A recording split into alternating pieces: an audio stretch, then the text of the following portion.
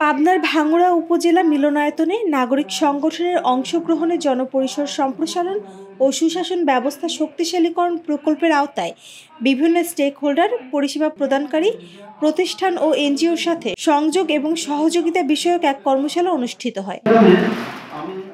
বাবু জ্ঞাননাথ মুরালের সভাপতিত্বে অনুষ্ঠানে প্রধান অতিথি হিসেবে উপস্থিত ছিলেন ভাঙ্গুড়া উপজেলা নির্বাহী অফিসার মোসাম্মদ নাজমুন নাহার। ব্রেডের প্রোগ্রাম সমন্বয়ক আশিকুর রহমানের সঞ্চালনায় অনুষ্ঠানে বক্তব্য রাখেন ভাঙ্গুড়া প্রেস ক্লাবের সভাপতি মাহবুব উল আলম, আইনজীবী মোহাম্মদ মুজিবুর রহমান, মহিলা বিষয়ক কর্মকর্তা মাজিদা খাতুন, সমাজসেবা কর্মকর্তা মোহাম্মদ জহিদুল ইসলাম প্রমুখ।